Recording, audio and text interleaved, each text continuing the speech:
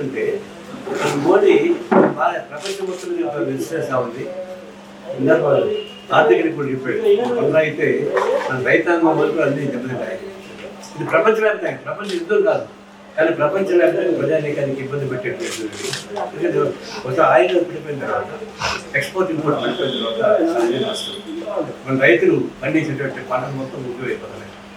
నేను కోడూరు అంతా అన్ని పాటలు ప్రమాణానికి పడతాయి. నేను నిన్నగా మొదలుపోయాను. వాళ్ళు చాలా కలకలాడతాడు. ఇప్పుడు అన్ని తోటలు పండ్లు వస్తావు పోవడానికి అన్నీ ఆగిపోయాయి. అంటే కొన్ని వేల టన్నుల అరటి పండ్లు అరటికాయలు షిప్మెంట్ చేశారు కానీ ఆగిపోయింది సముద్రంలో. అది వికేట్ చేయలేరు, అది అట్లా అయిపోయింది, వెళ్ళిపోతాయి. పసుపు బియ్యం అట్లా అయిపోయింది. కూరగాయలు పండ్లు ఇవన్నీ కూడా మొత్తం ఎక్స్పోర్ట్స్ అయిపోయింది.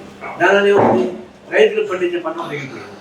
ఇప్పుడు అరటికాయలు 5 రూపాయలు 10 రూపాయలు తీసుకోవాలి కాబట్టి రైతులు తప్పుతున్నారు. ధరలు పెరిగిపోతున్నాయి. వంట గ్యాసు మన గ్రామాలు ఎక్కువ కాబట్టి బతికిపోయాడు. ఆ కట్టిపళ్ళు కట్టుకుని చేస్తున్నారు. మన టౌన్లో ఏం చేస్తారు? ఇవన్నీ ఇంత రియాక్షన్ వచ్చినప్పుడు ఒక మాట కూడా ఎవరు దుర్మార్గం చేస్తున్నారో, ఎవరు దాడి చేస్తున్నారో ఒక టెండెన్సీ ఉన్న మాట అనేది మన భారతదేశ అభివృద్ధానికి దెబ్బ. అది మోడీకి అవమానం అంటే మనకు కూడా అవమానం తిన్నారు. ఎందుకంటే మన ప్రధానమంత్రిని ఇన్ఎఫిషియెంట్ పరిపాలన అనేది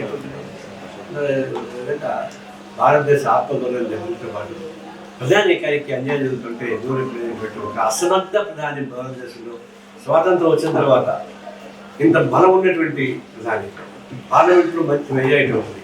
అంత బలం ఉన్న ప్రధాని ఇంత బలహీనంగా గతంలో నిజాం పరిపాలనలో పాంచం ద్వారా అని చెప్పేటువంటి పద్ధతి ఈయన అనుసరిస్తున్నారు. ఇది లాల్బహదూర్ శాస్త్రి అంత పెద్ద పర్సనాలిటీ కాదు. ఎట్లా దొరుకుతుంది ఇంటర్నేషనల్గా అనేక మంది ప్రధానమంత్రులు వచ్చారు.